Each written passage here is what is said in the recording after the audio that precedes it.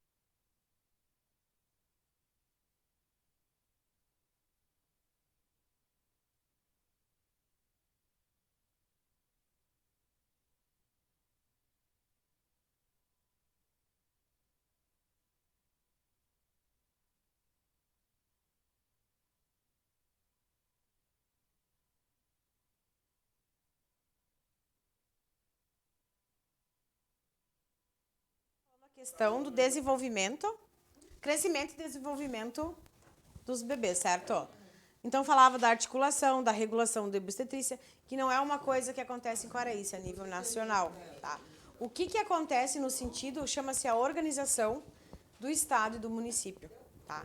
Por exemplo, nós não temos a nossa maternidade, um hospital maternidade exclusivo. Então, a gente adequou o hospital a uma maternidade. Porém, a gente bate em algumas cláusulas importantes. Não é só, por exemplo, o pai querer assistir o parto. Ou um familiar, eu quero agora, neste momento, como era muito antigamente, entrar no parto e tirar foto, sei o quê. Tem que ter todo um preparo que antecede a isso, tá? Principalmente quando é um hospital maternidade e uma obstetrícia. Porque a gente sabe que todo procedimento cirúrgico, por si só, é um risco, tá? Coisas podem acontecer no decorrer do transoperatório. Por exemplo, uma parada respiratória, cardíaca, uma convulsão, um sangramento que não pode ser contido. N situações. Por exemplo, pode ser uma simples cesárea, mas se dá uma ruptura no útero, né? E tem que remover o útero inteiro e nesse momento o médico tem que avisar, olha, eu vou ter que fazer esse procedimento e tal familiar no lado que não vai entender, que não vai aceitar. Pode vir a ser agressivo com o próprio profissional e aí colocar em risco iminente a mãe e o bebê. Todos esses fatores que tem. Bom, aí fala das vantagens que preconizam o clampeamento tardio do cordão, tá? Imediato e tardio. Tardio, no tempo aproximado, espera-se para fazer o clampeamento. Não faz o coto curto, não faz o coto em volta, que tem o refluxo do sanguíneo, tem todo aquele processo que tem que ser feito. A permanência do RN ao lado da mãe durante todo o tempo de internação, desde os primeiros momentos de vida, contato com pele a pele, e apoio à amamentação, se possível, ainda na primeira hora de vida. Isso é lei, é direito da puérpera, é direito do RN, tá? Estimula a participação do pai, tentativa de se evitar procedimentos iatrogênicos de rotina sem embasamento científico, isso que eu expliquei para vocês na questão do momento do parto. Ou qualquer outra coisa, porque assim, ó, nós profissionais a gente aprende lá nos primórdios dos cursos de técnico de enfermagem, da enfermagem que primeira coisa, paciente, você chama ele pelo nome. Não é meu tio, não é meu avô, não é minha vizinha, é meu querido. Então, pelo amor de Deus, fofinho, ninguém é urso de pelúcia. Vamos começar por aí. E parentesco é parentesco, né? La parte. O maior respeito que a gente pode começar pelo paciente é pelo nome, tá? Segundo, a gente vai fazer uma injeção. Ele sabe que ele vai fazer uma injeção, mas você tem que explicar o procedimento. Tá? Você tem que explicar que você vai fazer uma dipirona IM e a partir do momento que você der a picada, vou dar a picadinha. Picadinha, picadona, né? Picada. O líquido entra rasgando.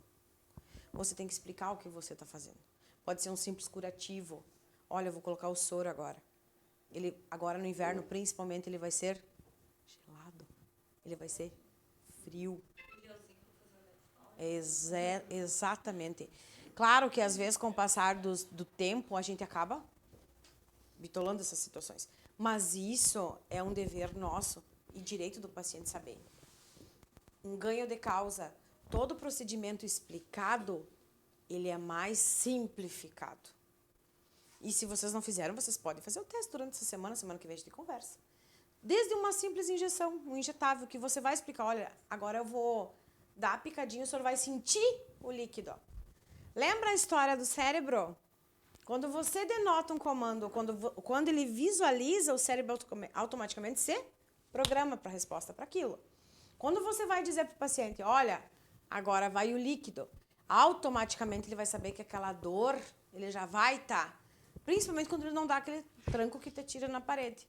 São algumas situações. Eu falo isso pelos procedimentos que a gente faz, uma coleta de preventivo. Olha, nesse momento eu vou te tocar, nesse momento eu vou fazer esse procedimento. Eu sempre falo, eu vou te explicar tudo que eu for fazer. Não importa se é a primeira coleta de preventivo ou que seja a 25ª. Mesmo peso, a mesma medida. Claro que, todavia, de fato, o primeiro procedimento, tu primeiro pergunta o que ela não sabe ou o que ela sabe sobre o referido exame. A mesma coisa que eu acho assim tão triste, quando o paciente chega para nós e diz, eu tenho que fazer uma tal de endoscopia, mas ele não sabe nem do que se decorre. Às vezes, temos profissionais médicos, por exemplo, que vão explicar. Vai acontecer isso, o senhor vai ser sedado, o senhor vai dormir, depois o senhor vai acordar igual uma... né? Deve ser fato, entendeu? Não explica, o cristãozinho vai para lá, não sabe nem de fato o que vai fazer. Ou, às vezes, pior. Porque daí tem uns que não são igual a Michela, que não entende a internet, e vai lá pro TikTok, o pai Google, e vê aqueles tubos entrando, não fazem o exame. Vamos tripar por dentro. Se vão ser anestesiados, não. De fato, se vão sentir o fator dor, já nem querem mais fazer o exame. Além de oferta de todas as triagens neonatais do teste do pezinho, olhinho, orelhinha, etc. Qual faltou? Tô até vendo essas gurizadas nós comemorar depois. Ai, meu Deus. Isso que começa a me dar ansiedade. Neste momento, nós não temos espaço para isso. Converse contigo mesma e diga, olha, neste exato momento, até o dia da prova, não tem espaço neste corpinho para ansiedade.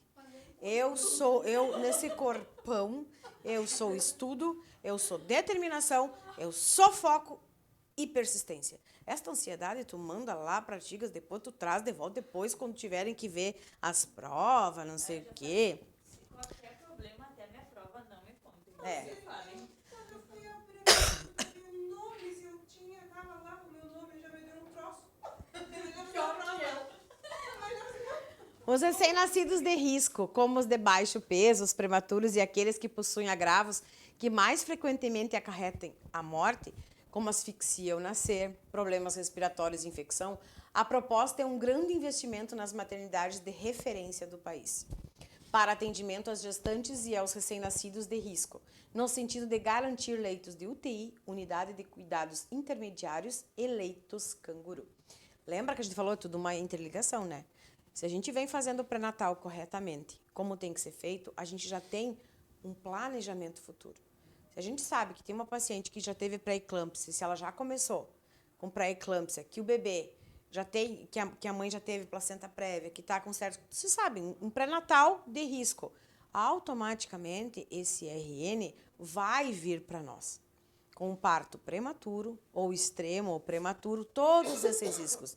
Isso tudo, a ESF que faz esse pré-natal tem que viabilizar a constância desse RN lá na frente. E aqui a gente sabe que quem nos ampara é Alegrete, Uruguaiana, Alegrete nem tanto neonatal, Uruguaiana e Bagé. Mais graves para cima. Mas aí o que acontece? Como nós somos região fronteiriça, a gente tenta deixar para nós para cá, devido à nossa demanda. Quando a gente cai nos polos maiores, sentido Santa Maria, Porto Alegre, a gente concorre com uma gama muito maior. Mas por isso que o agendamento prévio vem para a nossa região aqui, para a gente conseguir dar suporte para esses recém-nascidos para o nosso lado.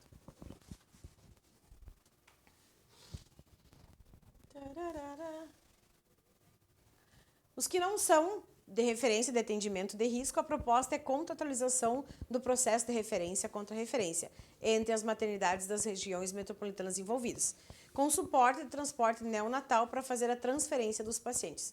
Por exemplo, não tem vaga em Uruguaiana, não tem vaga em Bagé, mas a gente tem que transferir. E é um caso gravíssimo. Tem o suporte aéreo via Porto Alegre, suporte aéreo via Santa Maria. Claro que não comete, mas para a gente tentar gravar no sentido que, não sei se vocês viram na RBS, um menino que foi atropelado em Itaqui, né, traumatismo crânioencefálico, ele foi enviado de suporte aéreo para Porto Alegre e agora, graças a Deus, está de volta em Itaqui. Ele não é um recém-nascido, mas para a gente ter um entendimento que tudo isso é viabilizado via SUS, tá? Faz a regulação do paciente, abre a vaga e o paciente é levado. No nosso caso, o nosso RN. De nada adiantará tal esforço para sobrevivência se todos os RNs das maternidades têm um processo adequado de seu encaminhamento. Por quê? Isso também é importante.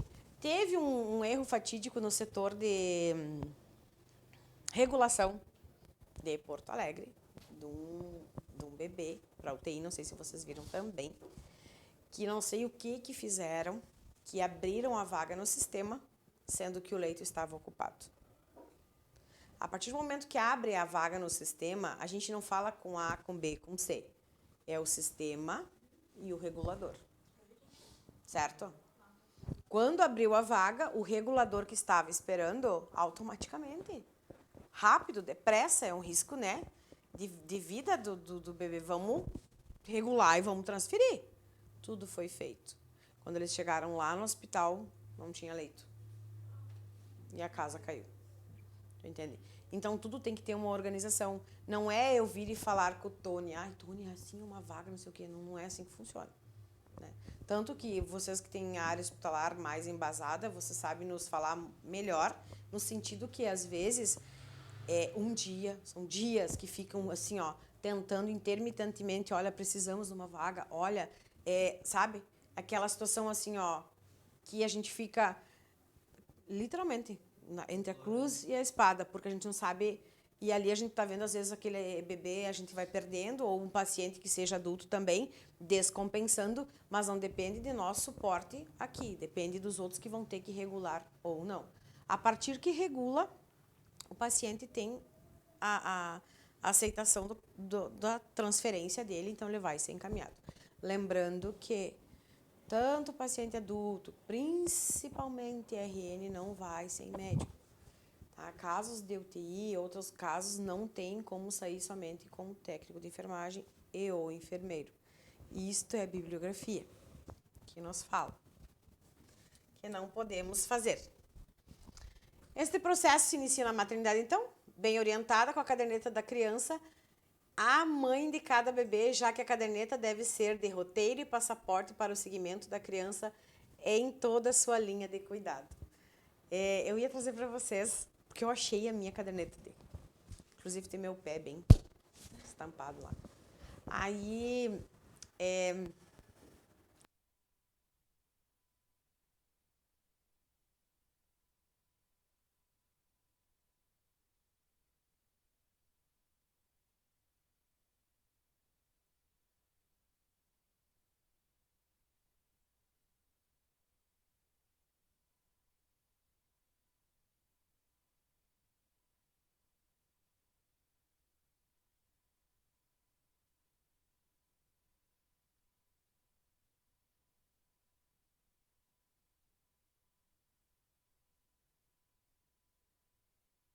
todo o registro.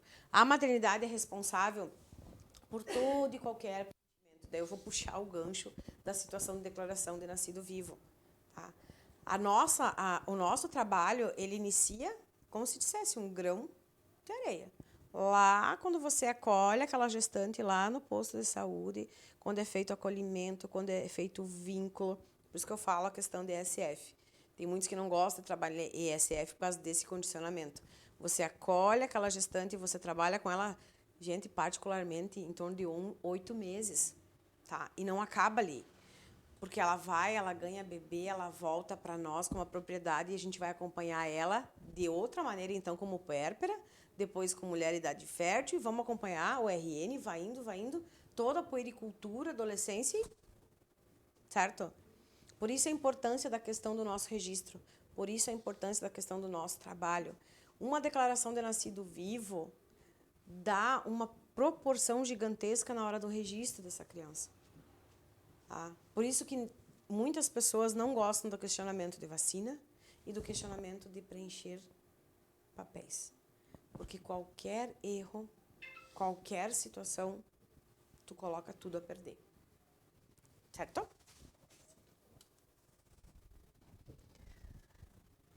Ali, a gente traz novamente a questão, o livro traz a questão da preocupação da consulta na primeira semana de vida. Não somente, eu sempre ressalvo. Eles falam muito na questão do RN, mas a gente tem que olhar para a puérpera também. Principalmente fala no 34 a questão da saúde mental. Né? Naquela tristeza que está ali camuflada em cansaço, em estresse, aquele auto-boicote que a gente faz conosco mesmo. Eu só estou cansada. Eu só estou estressada com o serviço. E aí começa a vir os casos de depressão bem significativos. Essa parte fala bem sobre isso, tá? que é a APS, que é a Atenção Primária à Saúde, que é a nossa SF, que tem que se priorizar nessa contextualização, porque nada deixa de ser, gente, que uma inserção. É um novo familiar que vem, né? Por mais que saibamos que a questão sempre é muito viva, que a questão de ser mãe é muito mais fantástica na fala do que na prática, né? Quem não tem filhos ainda, talvez não se dê conta, mas quem tem é muito diferente. Faça todo embasamento e é roupinhas, eu vou esperar e eu vou para o hospital, eu vou ganhar bebê. É a questão do aleitamento, é a questão da inserção da família, é a questão da inserção do RN na rotina da família, é a questão de você ter que ficar em casa e não ir para o seu trabalho desde que você era uma pessoa ativa. Então, você está naquela fragmentação.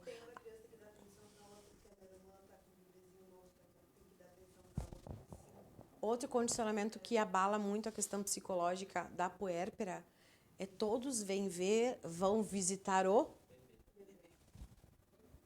E aí entra a questão dos irmãos. Esquecem que os mais Vieram visitar o bebê e eu... Raras pessoas que eu peguei nesses 19 anos tinham essa gentileza de quando ir visitar o recém-nascido, se tinha o irmão, levar uma lembrancinha para o irmão também. visitar ela, mas levar o presente pra ele. Pra ela não. Escondido, ó. Pra ele se sentir Rejeitado. Rejeitado, porque todo mundo ia ver ela. Porque assim, façamos essa reflexão. Façamos essa reflexão. São 2 técnicos na unidade de saúde. Só um ganha presente, o outro não. Somos adultos. Aí o que tu espera de uma criança? Que até aquele exato momento era a única que reinava no domicílio. Entra uma intrusa. E quando o intruso nasce no mesmo dia do teu aniversário? O meu irmão, que tem 19 anos, o meu aniversário de 10 anos foi a minha mãe ganhando ele. Que legal. E depois eu só fechei a porta. Só nunca mais eu tive. Prioridade no mais antigo. Aniversário. Nunca mais eu tive aniversário. Sério. Enquanto eu morei na... Não, só ele tinha. Aí botava uma velhinha pra ela no cantinho. Não, só ele tinha. Que triste. Sinto muito por você. Só ele tinha. Alguns traumas da vida a gente acaba. Depois. Eu não quero ter outro filho. Eu não quero dividir a atenção da minha filha com outro filho.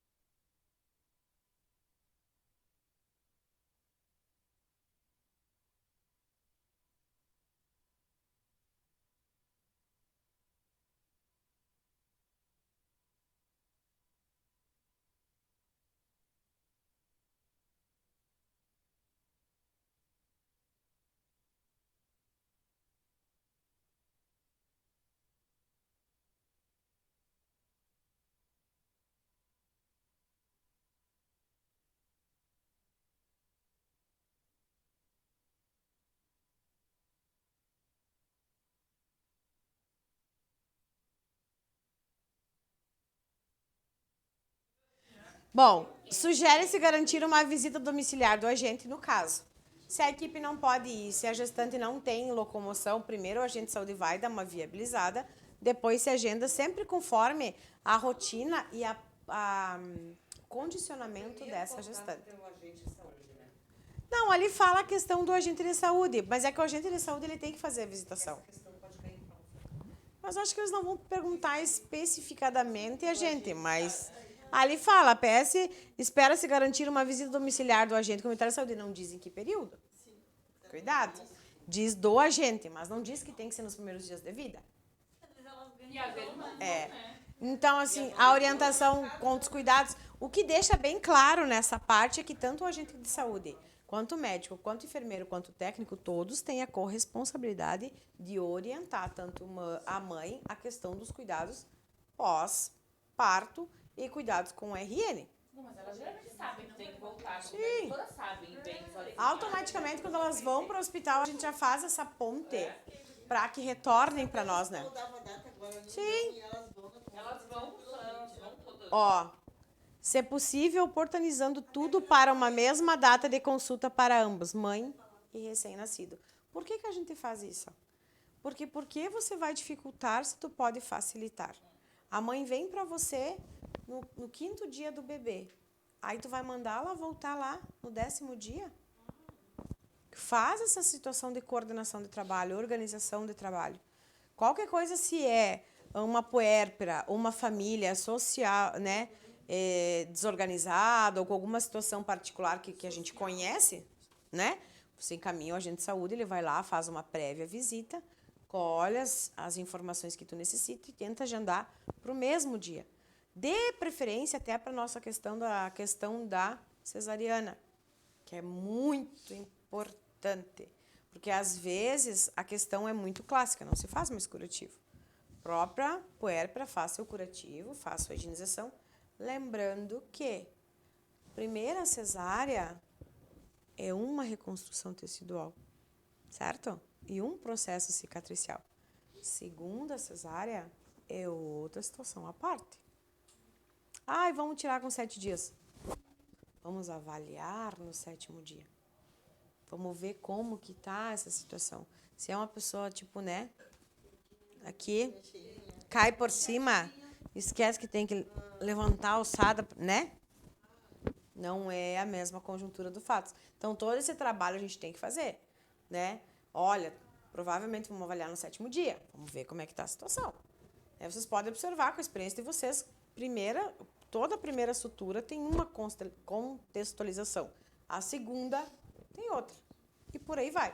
Tendo em conta a questão das mulheres que têm queloide, tendo em consideração as mulheres que são diabéticas e todo outro quesito que entra na parte de curativos. Quando o paciente é diabético, quanto tempo fica? Os pontos? Já vamos fazer um ganchinho, né? Hoje eu estou muito feliz hoje. Paciente diabético é preconizado de 14 a 21 dias. Tá? Sim, também. E todo e qualquer cirurgia. Porque a gente sabe que a glicose altera no fator de granulação e cicatrização. Por isso a questão dos diabéticos, todas as lesões por si só demoram um processo maior. Nessa conjuntura de fatos, bibliograficamente, nos traz que de 14 a 21 dias. Tá?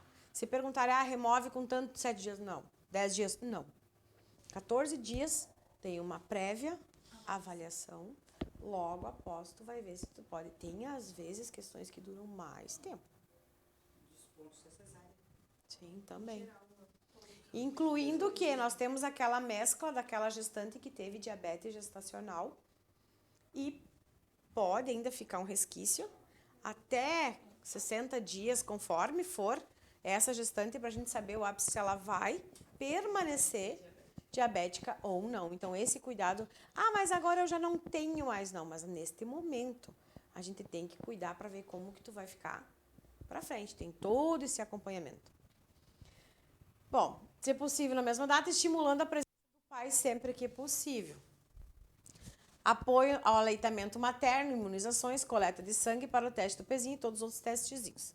Quando a gente fala assim, estimulando a presença do pai, por experiência própria, ao longo dos anos, eu vejo muito mais a participação dos pais hoje em dia, na atualidade. Graças a Deus. Porque existe um compreendimento muito grande no sentido que sabemos, e isso não me levem a mal, porque quando eu falo isso, eu falo de mim e da minha família. Nosso estado é altamente machista. E quando eu falo isso é porque Tocantins, Goiás, você já sabe, né? São Paulo, Mato Grosso do Sul. Conheço um tanto do pessoal por aí. O nosso Rio Grande do Sul é um tanto machista. Claro que, tendo em vista a evolução do tempo, a gente vai plantando sementes. Através do quê? Nossos filhos, primos, amigos. E a própria evolução nossa como mulher, a gente vai plantando, né, sementes. Eu acho que, e se eu tiver mentindo, vocês me corrijam, as sementes estão fluindo.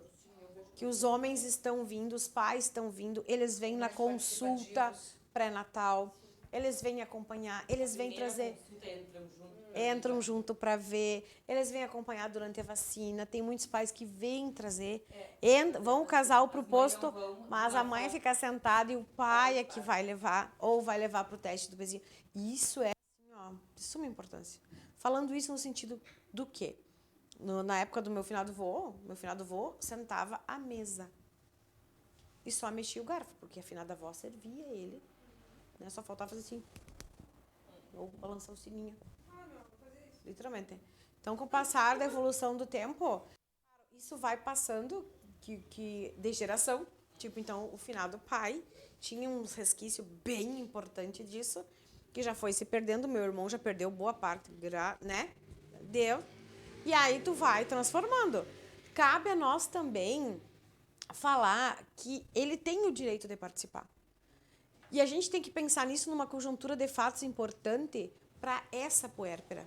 Porque ela tem que ter o apoio dentro de casa. Porque não é só ela que tem que cuidar, não é só ela que tem que levantar para fazer a mamadeira, se preciso, ou trocar, ou carregar, ou fazer tudo. Trata-se de um casal. Eu nem abro a boca pra falar de mim e do André, porque as pessoas às vezes acham que é mentira. Não, eu não acho, não me bota assim, que eu não acho nada, estou sabendo de nada. Não, eu digo assim, no geral. Foi extremamente...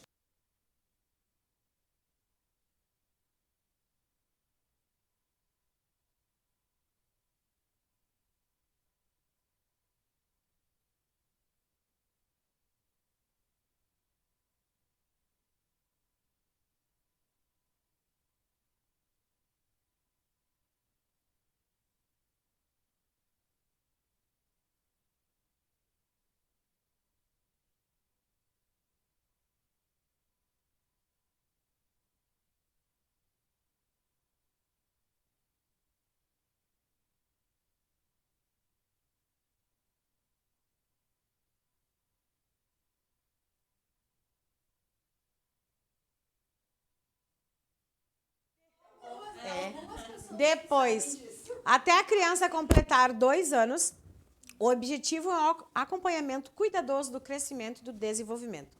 Nós retomamos a questão da puericultura, que nós temos a visão aqui de 1 ano, não é menor de 2 anos. Então, 1 ano, 11 meses e 29 dias. Isto é o que traz o caderno 33, tá? Não vamos nos ater, lembra o que a gente faz e o que é preconizado. Quantas consultas o Ministério da Saúde preconiza da criança? 10. Lembrem e fixem naquele quadradinho que tem lá atrás. Para o bebê, o Ministério da Saúde preconiza 10 consultas. Os primeiros 6 meses, 1 vez por mês. O segundo semestre, 2. E do 1 ao 2, 2. Então, ele tem 10 consultas. O Ministério da Saúde, eu dei aula passada, depois eu te passo, tá no coisinha, eu passo no grupo, ó, tá no quadradinho ali, eu fiz bem, eu digitei. O Ministério da Saúde preconiza para indicador consulta gestacional 6. Tanto que é 6. Entendeu? Que eu fiz o quadradinho para vocês associarem. Tá, Gestante 6, 6. 6, tá. Certo? Então, tem toda a questão da busca ativa que eles talvez possam perguntar para vocês. Numa conjuntura de equipe, o que você faz? Busca ativa. Tá? Por que tem que ter a busca ativa? Porque automaticamente, para eles, nós temos tudo na ponta do caderno. Se nossa equipe sabe, o RN nasceu ontem. Ontem foi dia 19. Ele tem que vir os primeiros dias de vida, ok? Ele veio. A gente sabe que ele tem que voltar até o dia 19 de julho. Chegou dia 21, essa criança não apareceu. Ele é um faltoso. A gente tem que interagir com a busca ativa. A busca ativa é nada mais do que entrar em contato com essa puérpera, com essa mãe, para saber qual o fator que essa criança não voltou para consulta. Tá? Isso falando a nível de um RN, de um bebê saudável. Tá? Porque ele pode ter mudado de bairro, ele pode ter mudado de município, né? Então, tu entra em contato, avisa, ó, colega, mudou, vamos atrás. Que sei eu, o marido foi preso e ela teve que voltar para casa da mãe mesmo no município. N situações. Pode a criança estar internada e a gente não sabe. Tá? Esse é o nosso objetivo da busca ativa. Voltando a falar para vocês. Gestante, RN, no sentido das consultas, a puericultura, hipertenso, diabético, se faz busca ativa. Qualquer paciente que esteja em tratamento contínuo conosco, tratamento oncológico, tá? Principalmente pós-internação hospitalar, tem que ser feito busca ativa. Não voltou para nós como referência por quê? Tá? Claro que aconteceu conosco no posto. Não quero atendimento daquele povo ali. Não quero. Cara, tentamos 2 vezes. Sim, tá lá no prontuário, bem lindo ainda. Eu adoro essas partes. Tem uma mediunidade. Por quê? Existe uma coisa chamada funil, certo? Às vezes tá tudo lá em cima, né? E aí vem afunilando, afunilando, afunilando, afunilando. Quando chega nessa parte de baixo, o ser humano por si só, ele tem não é uma capacidade. A gente tem uma constância conosco que a gente sempre tem que ter o culpado.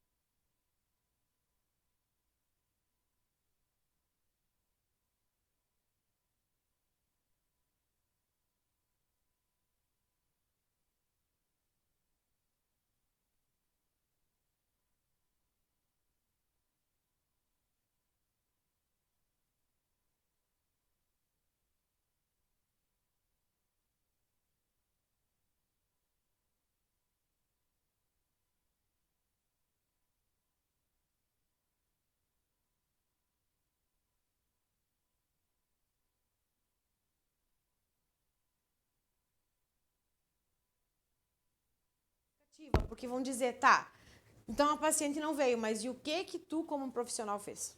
O que tu fez? Ah, eu não vou atrás porque, também não quero mais trabalho, para que eu vou estar me incomodando, né? Deixa quieto. Se precisa, vem. Muito ouvido. Sempre a gente dá não, já viu? Mas não é assim. Tem que fazer a busca ativa, tem que ir atrás, tem que procurar e registrar, tá? Porque isso para evitar situações futuras.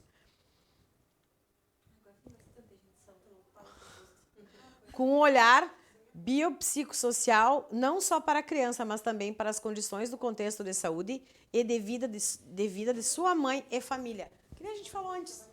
Contextualizem a casa. Vejam a situação da casa. Por exemplo, quando tínhamos um exemplo assim, um clichê, lá em cima, colina, a São Fernando, né? Você vem e fala para a mãe que ela tem que vir em dia tal consultar, né? E aí você não conhece a casa, você não viu a casa, você não viu se ela tem mais 2, 3 crianças que vão ter que ir junto, se ela vai ter que vir de táxi, se ela não vai ter que vir de táxi, né? Tu vai colocar um horário tipo 8 horas da manhã, como é que ela vai tirar 3, 4 crianças da cama? Pós-operada. É toda uma situação, uma conjuntura que você tem que avaliar. Ah, mas eu não consigo ir de manhã, meu marido só pode me levar de tarde. Aí tu vai bater o pé e diz, não, tem que ser de manhã. Não. Que nem a gente tenta fazer milagre, né, Neuza? Ah, eu tenho de manhã a rotina aqui, mas eu só posso de tarde. Ah, que legal, eu marco para ti de tarde, mas eu só posso depois das 4:30 da tarde. Nosso posto fecha 5. Eu digo, olha, tipo, depois das 4:30 para nós fica muito confuso, porque só a consulta denota em torno de meia hora, certo? Aguardar para fazer a triagem, ia sair o quê? 5:15 da tarde, 5:20? Tem algumas particularidades que você não pode deixar influenciar em todo o resto. Olha, a proposta foi, então você vem, que horário você pode vir? Então a doutora vai te dar um atestado. E às vezes pergunta, né? Não, trabalha, né? A gente não tem um atestado, a gente consegue comprovante. Inclusive... Lá na secretaria, ela pedia 4:30 com a Priscila. 4:30, a Priscila já tem ido embora, pega as crianças da escola. Inclusive com as articulações intersetoriais no território necessárias para o projeto terapêutico de cada criança, família. Lembrando que cada um tem uma particularidade. Ah, eu gostei dessa, Brasil Carinhoso. Se perguntarem para vocês, está lá no livrinho também, 33, tá? Brasil Carinhoso. É mais um... Tá dando do 33, né? Sim, estou tentando, né? Dá uma esticada, né? Brasil Carinhoso. A prioridade nesta... Acho que tocou. Chamou. Foi o telefone em casa. Não, o meu toca do Peaky Blinders. Não tocou, não. É, mafiosos, eu adoro. A prioridade da atenção à criança até 2 anos. Prevista na Rede Cegonha. Lembra que a gente falou? Que era um dos programas que vem junto a dar sustentabilidade para essa criança. Veio se somar ao recente lançamento pelo governo federal do Brasil Carinhoso, que é um conjunto de ações interministeriais envolvendo saúde, educação, assistência social pela primeira infância brasileira. Olha a proporção e vamos olhar isso de uma forma diferenciada. Até neste exato momento, Rede Cegonha, todos os outros que eu falei, PAISME, todos, eles davam a questão da área da saúde com o paciente. Quando entra o Brasil Carinhoso, abre-se um leque. Olha o que traz para nós. Ele envolve a saúde, a educação, a assistência social em prol da infância. Ele traz mais aparato, porque com a assistência social a gente tem o quê? Todo aquele trabalho assistencial com aquela família, certo? A questão da educação, associar o desenvolvimento dessa criança não somente naquela faixa etária, a gente vai ultrapassar, porque aquela faixa etária de 2 anos a gente tinha lá na puericultura. Isso aqui abrange além. A gente vai começar a contextualizar esta criança nesses âmbitos e tentar trabalhar em parceria. O Brasil Carinhoso traz isso para nós, tá? Essa referência e contra-referência. Exemplo. A gente já tinha comentado outras aulas a respeito do autismo, lembra? É uma gama que traz. Muitas vezes, quem traz para nós as situações que denotam que precisam consultas e ou investigações a respeito do autismo é a educação. Mas como isso? Sim. Porque o que acontece? Nós acompanhamos a nossa puericultura é até 1 ano. A questão de até 1 ano, a gente lembra algumas pinceladas do autismo, que eles vão ter algumas respostas, entre aspas, que se tu não fizer aquele olhar Tu não vai ter um pré-diagnóstico já. Certo? Depois disso, a mãe passa a ter um médico de escolha, né? Eu escolho esse para cuidar do meu filho, certo? Que é o que geral acontece. E aí vai indo, ó. Tem coisas, é mimado, tá não sei o quê, e assim vai. Quando cai, como diz a Dani, lá na creche, na escolinha, as professoras, que às vezes tem as psicopedagogas que tem mais na rede que dão aula, mas não atuam como psicopedagogas, começam a observar, entre aspas, limitações comparadas a outras crianças naquela mesma faixa etária. E aí vem a suspeita. E aí volta para a saúde, para todo aquele questionamento de acho que tem alguma coisa errada, mãe. Vamos consultar. Aí a gente barra, muitas, vem para nós. Como é possível? Meu filho não é autista. Isso não existe. Como é que nunca ninguém viu? Mas é que assim, às vezes a criança passa por ti quantos minutos? Em consulta ou na sala de espera, né? Quem fica mais tempo é a escola e a família, certo? Porém, muitas vezes, a família não aceita ter um familiar. Por não aceitar, não ver. Não aceita, não adianta. Não aceita e não vê. O diagnóstico está ali.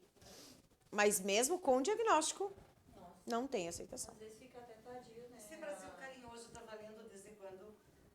Hã? Brasil carinhoso está valendo. Eu acho que tem mais para baixo, Elza. Mas eu acho que eles não vão te pedir em datas. A não ser, mas depois eu posso olhar, que eu passei rápido nesse 33. Mas acho que a Rede Cegonha é 2000 e alguma coisa, né? Tem mais pra frente, depois eu te digo na próxima aula, certo, o ano, assim, tá? Mas eu acho que é um dos últimos, porque ele vem com a proposta de fazer o fechamento, ó, de todo o acompanhamento da criança, né? Então, a proposta é a proteção e o fomento ao desenvolvimento integral da criança, neste período crítico e sensível da primeira infância.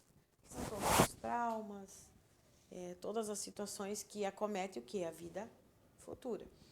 Então, ultrapassa até a questão... Primeira infância vai até os 7 anos, até os 10. A gente conta sempre até os 7, né? Para nós, na saúde, entre aspas, até vinculado aos auxílios benefícios do Ministério da Saúde, que pode vir a perguntar, mas eu acho que não vão perguntar para vocês, é 6 anos, 11 meses e 29 dias. 7 anos completo cai para educação. Que aí vem uma ligação que vocês podem ter do Brasil Carinhoso. A saúde fica até aquela parte, depois daquela parte vai para educação. E aí a educação avalia a criança como? Eu pergunto isso pelo fato do autismo, que ele, na maioria das vezes, é detectado na escola, e nem toda criança vai para o... Não, na escola, não, o autismo é detectado, a princípio, na creche. Mas, 2 sim, anos sim, depois. sim, sim. Mas eu quero dizer, tem crianças que não vão para a creche e são detectados realmente já no período pré-escolar, que é pré-A, pré-B. Dona, obrigado aí. Não, eu ia só fazer um comentário, que se não existisse tanto essa cultura da educação tradicional, onde tudo é mimada, mal ensinada, ou é bobagem, não é isso, porque antes fazia assim e não tinha frescura nenhuma, os pais poderiam aceitar e detectar uma doença como o autismo até mesmo antes da escola. Porque, às vezes, quando o grau é muito elevado, a criança nem consegue direcionar o olhar. Mas eu não, essa questão do autismo é uma propriedade bem interessante. Porque ela é hereditária, tá? Tem que ter alguém, algum dimensionamento da sua família que tem, ou da parte do pai, ou da parte da mãe, tá? Não é como uma síndrome de Down, que não precisa ter na família, tá? Ou um hemofílico, que não precisa também ter. Hã?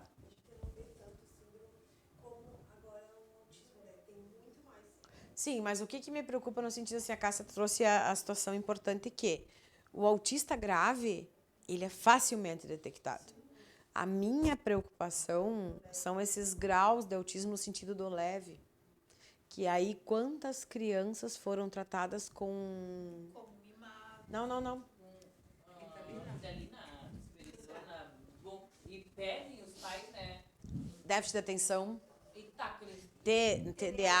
TDAH. Quantas crianças foram? Eu tenho que ter um grau de autismo. É sobre isso, ó. É sobre isso a questão. Que eu fico pensando. Crianças que não têm famílias que não levam seus filhos para creche. E hoje em dia Eles eles só chegam mais começam a cedo. frequentar a escola, a socializar com colegas na pré-A, Pra aí é detectado. O pré-A é com 4 anos, né? 5 anos. Detectado essas... É. Infelizmente, né? Um colega, ele descobriu quando ele estava na faculdade, conversando com uma professora. Não sei se tu lembra do diálogo falando depois de adulto. Nossa época Um adulto. Eu achei Mas é uma questão.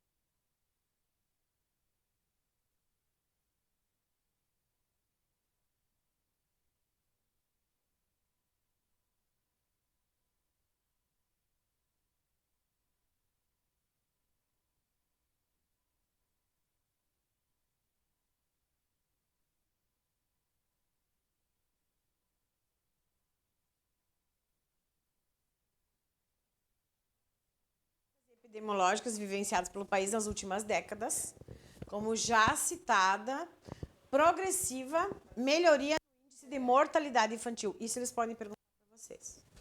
Tá? O que vem a proporção do desenvolvimento e crescimento? Todos os programas. Qual o objetivo a mais? Que diminuiu o índice de mortalidade infantil. Esse é um dos objetivos, dos focos, do marco de todo o caderno 33. Eles não objetivam no sentido de não ter o crescimento na questão econômica e social de todos da mesma forma. O objetivo, o foco principal é a diminuição da taxa. E isso realmente aconteceu. Desde que foi implementado Rede Cegonha, PASME, todos aqueles outros, Brasil Carinhoso, foi o que o marco foi isso, tá? Aliada ao envelhecimento da população, daí eu vou fazer o outro gancho. E ao grande aumento na prevalência das doenças crônicas não transmissíveis. Prestaram atenção nisso? Vocês têm uma parte no conteúdo programático de vocês que fala a questão de doenças crônicas, tá? Vocês não falam a questão do envelhecimento, mas eles podem virar isso aí e fazer uma pergunta para vocês. E eu vou tentar reformular. O envelhecimento da população e o grande aumento na prevalência das doenças crônicas não transmissíveis são decorrentes a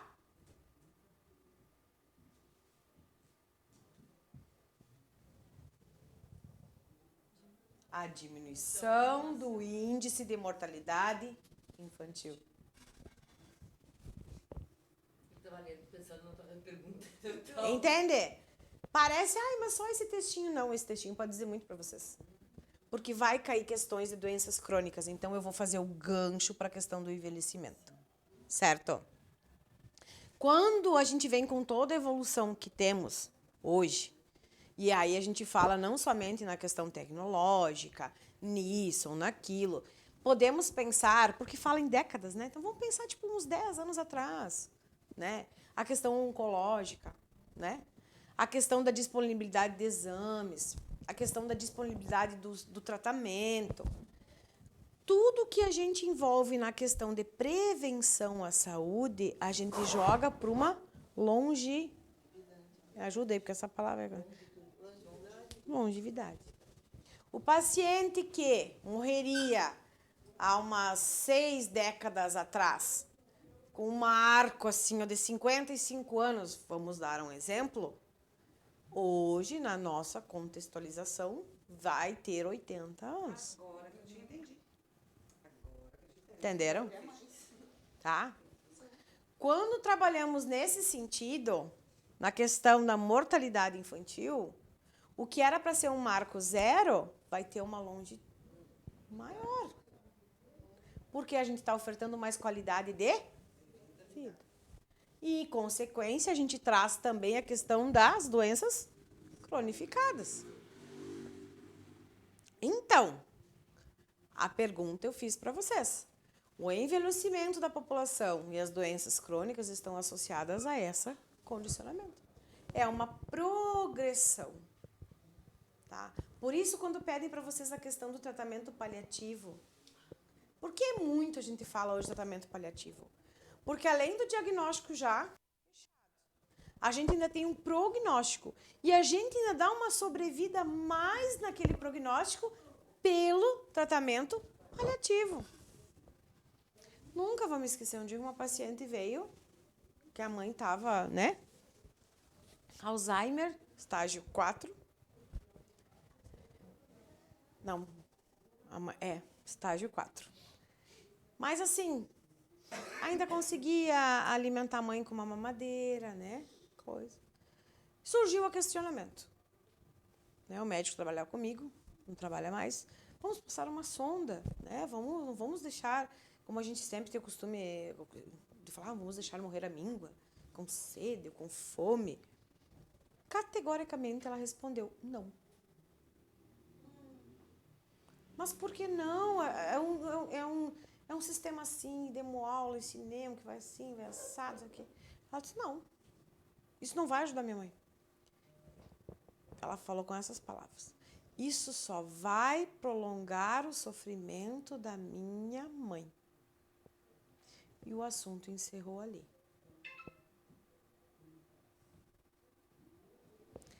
E aí eu entrei em discussão com a geriatra que trabalha comigo. Disse, doutora, eu não acredito. Como pode isso? Ela disse, Michela, tu tem que ter um entendimento que o familiar, quando o paciente não decide, é o familiar que tem a conjuntura dos fatos de decidir. O que para nós seria uma sobrevida, pro familiar seria uma tortura, né? Um sofrimento mais prolongado, né? E não autorizaram passar a sonda. O familiar durou mais tempo. Não sei se de 7 a 10 dias. É isso. Tu pode buscar um copo d'água para mim, por favor? Será que pelo Alzheimer, assim, que vou prolongar a vida dela, né? Uma doença dessas, né? Pois é. Ela se desliga pesada, não consegue conhecer o familiar dela. Não é uma sobrevivência saudável. Mas a questão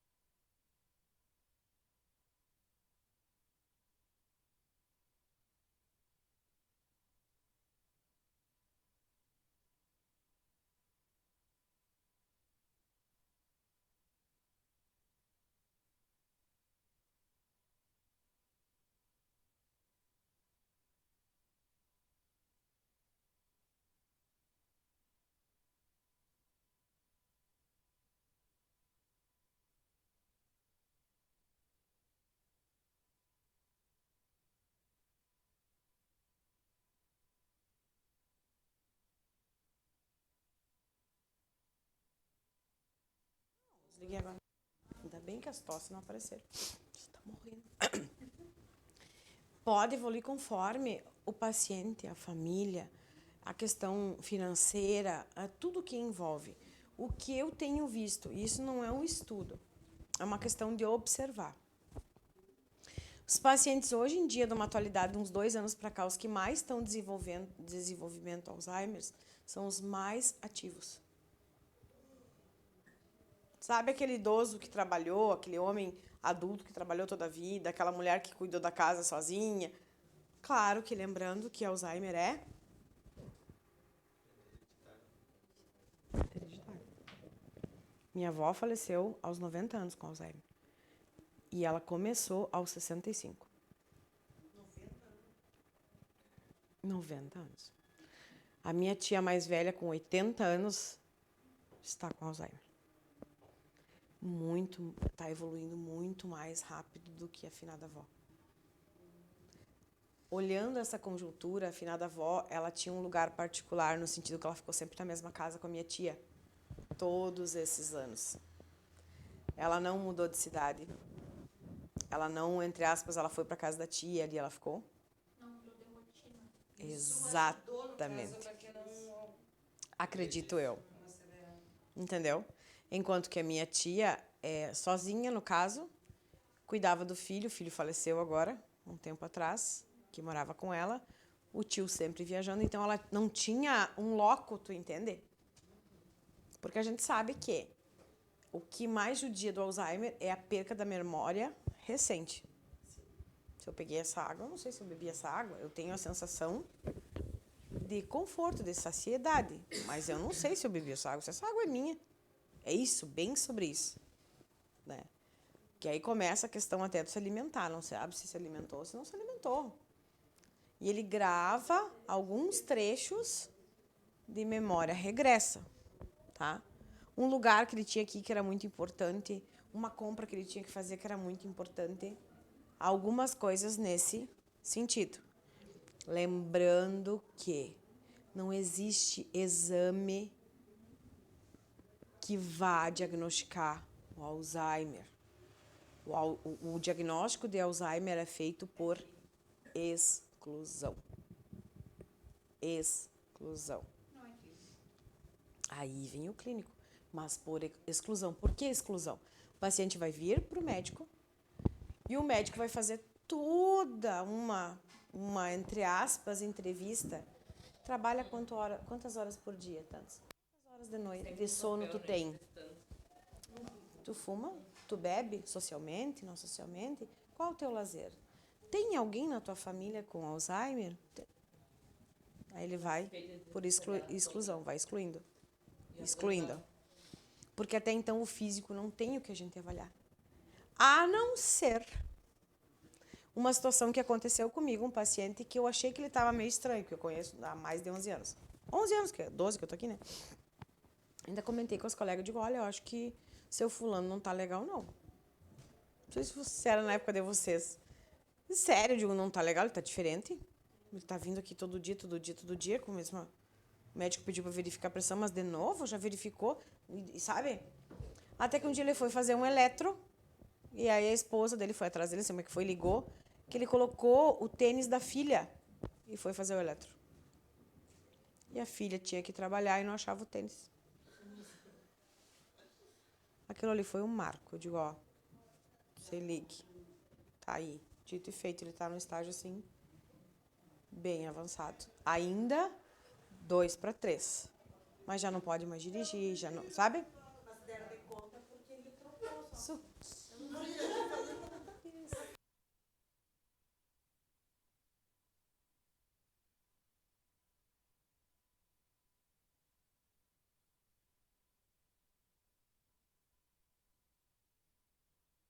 Entenderam? Então, isso é uma situação de exclusão. O que começa no sentido do diagnóstico de exclusão? A gente vai fazendo a questão do medicamento, tá? Que são... Não capta. Tu sabe qual é o único exame que é feito para diagnóstico de Alzheimer? Sabe qual é? O único exame que é feito? Pós-morte, fatiamento cerebral, que tem umas margens que vão dar seto acinzentadas, não sei o quê, só pós-morte. O diagnóstico fidedigno. Morreu de Alzheimer mesmo, pós-morte, fraciona o cérebro, e aí sim tu tem, com certeza. Mas é uma coisa que não te cabe no sentido que tu vai... O que aparece Não. não mostra. Não, o que aparece... É demência. Exatamente, doença senil, que ela se aproxima ao Alzheimer, mas o Alzheimer, ele é muito mais voraz do que a doença senil. A doença senil, ela vai acometendo a parte cerebral no sentido de esquecimento. O Alzheimer, ele vai entrando nos estágios de tal forma que tu vai paralisando significativamente. A fala, deglutição, questão respiratória, eliminações, movimentação. Tanto que tu fica naquela posição fetal, né? Exatamente. E de repente, às vezes, também já vi pacientes que ontem estavam bem e hoje simplesmente fecharam os olhos, não quiseram mais abrir, não quiseram mais Passam comer. semanas assim. E passam semanas e daqui a pouco abre os olhos E de novo, conversam, e aí come, e aí já vi Eu vários. acredito que não seria Alzheimer esse quadro. Tá aqui nos nossos... Se fecha já é um grau que não vai abrir, né? O Alzheimer se fechou, não abre. No sentido que ele só faz a abertura ocular sem foco, olhar vago. Ele não vai ter mais nem como... Discernimento nenhum? Não. É literalmente, é ruim a gente explicar para os pacientes porque é literalmente crescente. Não adianta, ele vai crescer, crescer, crescer, crescer e... Não tem o que fazer voltar. Decrescente, as pessoas falam, estava com grau de NIC 3, câncer de colo do útero, decrescente, até NIC 1, depois acabou. Fez um tratamento ali, acabou. Decrescente.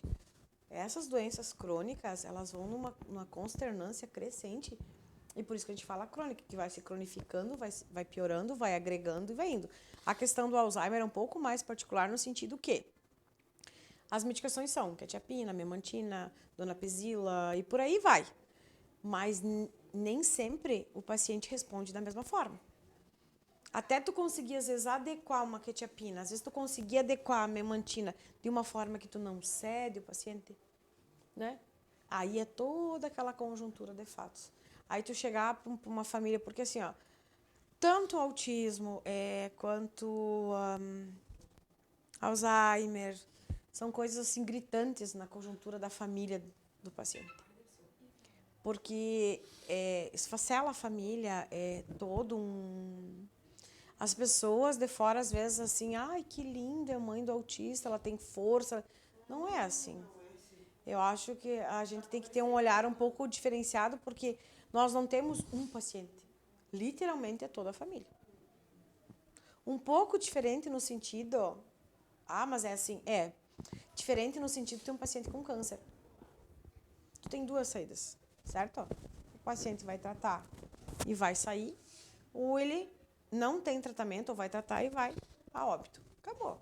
Essa é a conjuntura que tem.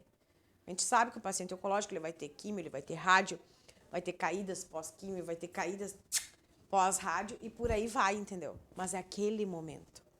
É aquela história de vamos pegar na mão e vamos passar por essa um ano e pouco e deu, certo?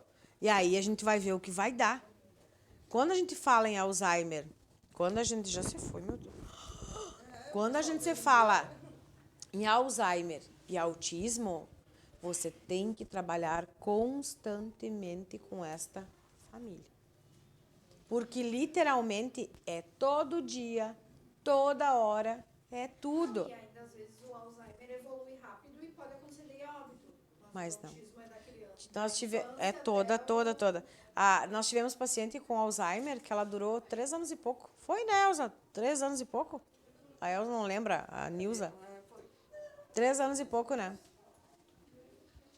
E foi de uma proporção assim, escaras. Sonda nasointeral, sonda vesical, 2, 3 dias em casa. oxigênio terapia. E vai, tu achava não. E... Entender? Bom, já que nós... Deixa eu ver onde nós paramos. Tô terminando aqui, 2 minutos. Tal estado de coisas precisa ser superado com uma retomada da valorização da puericultura e da atenção à saúde da criança de uma forma geral, inclusive como condição para que possa garantir futuras gerações de adultos e idosos mais saudáveis. Bom, nós não conseguimos terminar o caderno 33. Não, falta pouco. Mas depois... mas é que eu sou assim, eu já falei 300 coisas hoje, vocês viram? Nós já falamos de autismo, de Alzheimer. Vocês já vão... Já bota aí no papelzinho as doenças...